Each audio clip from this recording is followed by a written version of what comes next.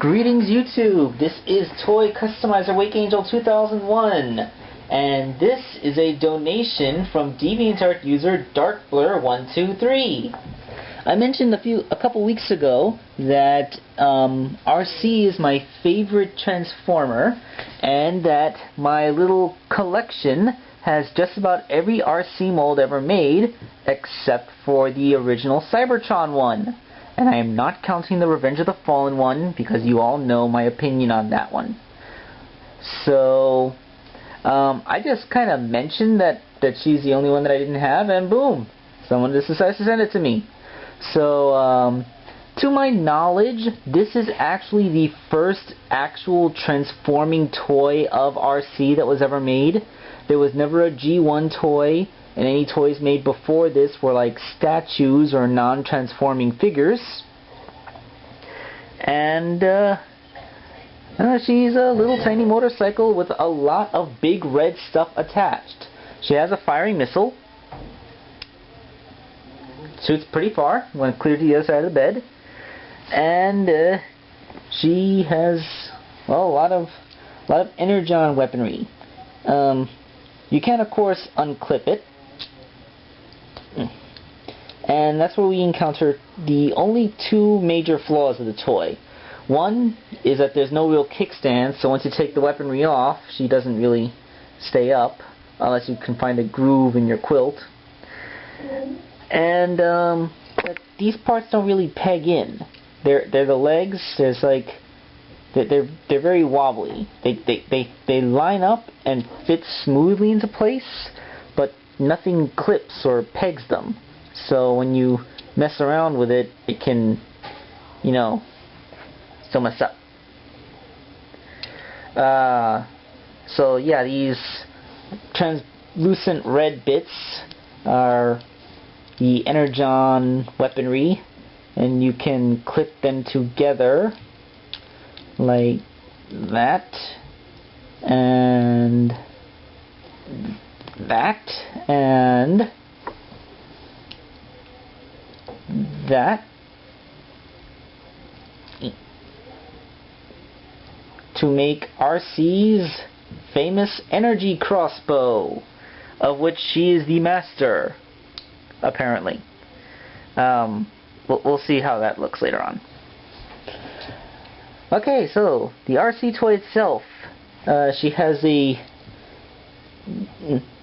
Energon shard, or the Energon chip that goes over her chest, because in the Cybertron cartoon, which this toy is from, Arcee was an Omnicon. That is a Transformer that is bigger than a Minicon, but still smaller than most other Cybertronians. Just about big enough to make a small vehicle for a human to ride, like a motorcycle. Which means that in Cybertron, they actually had a legitimate reason for releasing her as a scout-sized toy. Yeah, because she's small. She's only a scout. She was a scout before scouts became a thing. I think you call her a basic. Stay on target. Okay, so I'm not sure if you can see inside. Let me line up some lights here.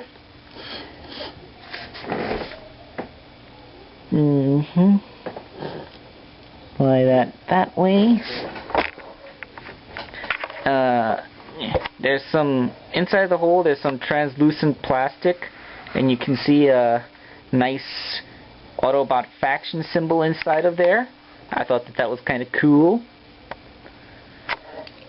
And aside from that, I'm not sure if this is the definitive Arcee or if it's a redeco.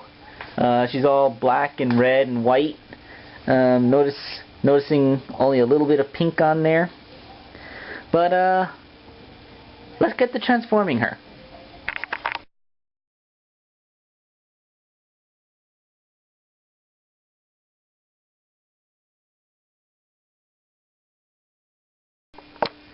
Okay, so her transformation is actually fairly simple and not all that different from the Revenge of the Fallen toys.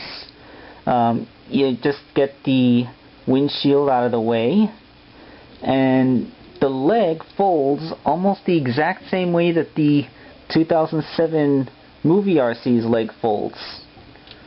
I mean, it has the same little backwards dog leg knee middle step before you bring out the full knee.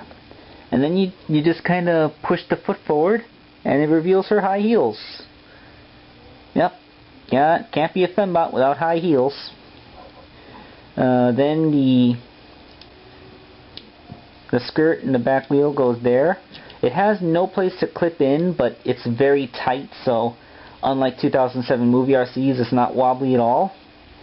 Then on her arms, this is probably the craziest hand reveal ever. You take that, turn it around the ball, and boom, hand. That is probably the least necessary thing I've ever seen. Although it does technically mean that the hands are visible the whole time, but the fingers are hidden. So she does a better job of hiding her hand than 2007 Arcee or Robots in Disguise Prime Arcee. Okay, then the shoulders fold down, the head pulls out, and you just kind of straighten everything out. And there you go. You can also mess around with the two halves of wheels. In Arcee's case, the wheels are attached up here at her shoulders and not on her arms, meaning that they won't be in the way. Okay, first of all, the thing that I think is the greatest triumph of this figure, that face sculpt. That is a really, really good face sculpt.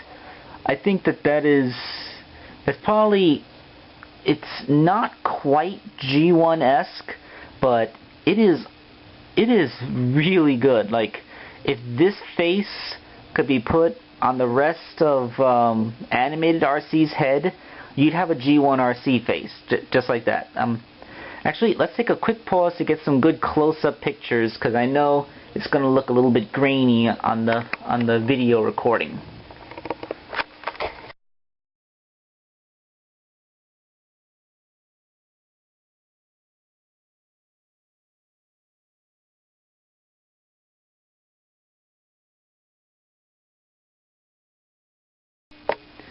So yeah, I hope you got a good look at her face and her little faction symbol inside of her chest.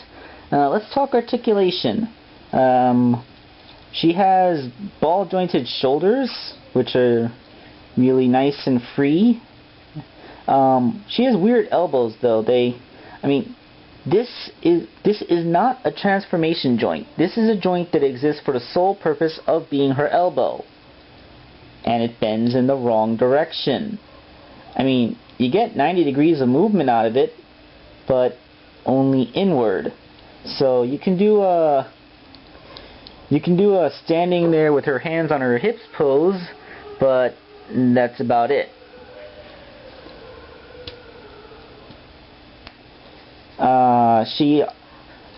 She has pretty good legs. They don't have that much outward movement, despite being on ball joints, because she has such a big drumstick leg. But they go up like a can-can dancer, and that double jointed knee is really, really good. I mean, it's mostly to accommodate transformation, but hey, a good knee is a good knee. This is either a can-can or a flying crane. I don't know what it is, but I think I like it. Okay. So yeah, she has good shoulders, really weird elbows. Her hands are a little more than decoration, but it's good to see that they actually put them there. Her head is free enough to look around.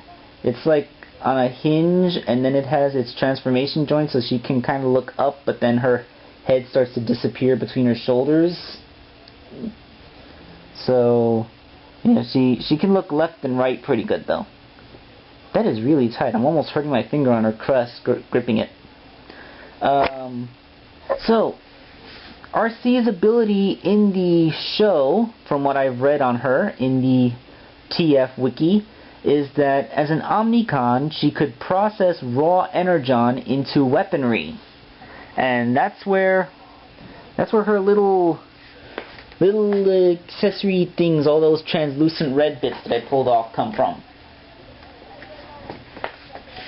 First is her Energon chip. It can cover up the hole.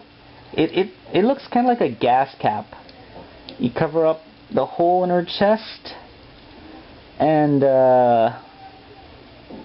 yeah, you know, her proportions are kind of weird. It's like, I mean, maybe it's the big circular thing in the middle of her stomach, but it makes me feel like she has no midsection, like shoulders, boobs, hips.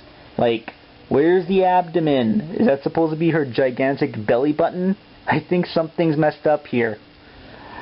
Yeah. Anyway, you can put the Energon chip over it, but I don't know. I mean, I guess if you understood the context, you'd be like, oh yeah, that's Arcee with her Energon chip in place. I totally understand that. Yeah.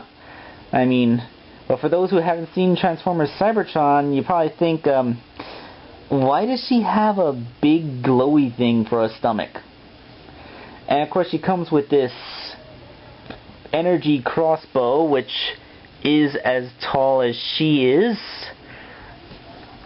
and it does have a firing missile, and she has a peg hole to hold it on her hand, and there are pegs here, and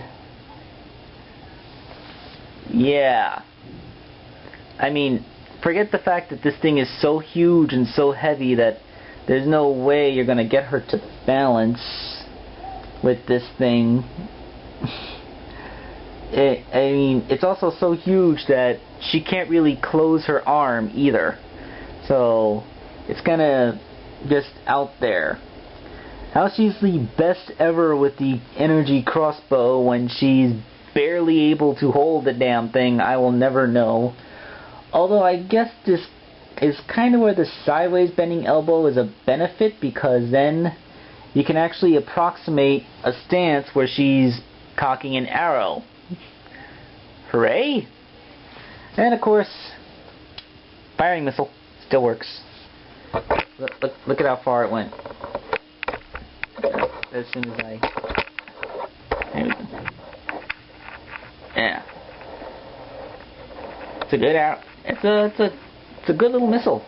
Shoots a good 2.5, almost, yeah, good 2.5 feet or so. Good missile.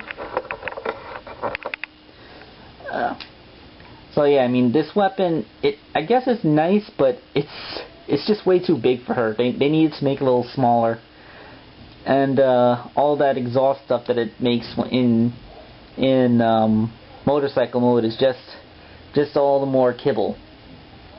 Still, Energon Arcee, for the time that she was made, for the size scale that she was made to, and the series that she represents, she's actually really nice. And I would have liked better elbows, but I am very pleasantly surprised at how one of the first toy representations of this particular character actually came out. And of course, she can be the newest entry into my wondrous Arcee harem, which I will now be montaging.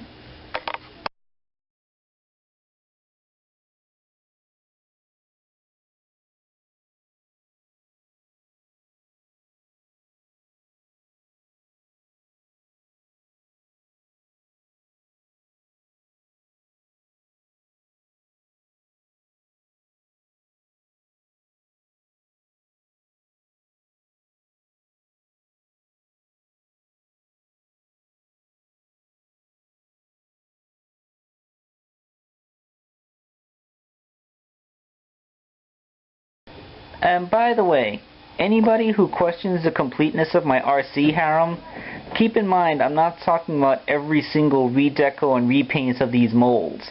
I'm just saying that I have the 5 primary molds, and so if you want to get on me about the like like the Stunticon repaint of Arcee or the pink Prime Arcee from Comic-Con. I just want to let you know that I'm not really counting that. I'm also not really counting third-party toys, so don't get on me about that. As far as I'm concerned, until the Generations line produces a G1 accurate Arcee, I pretty much have all of them right now.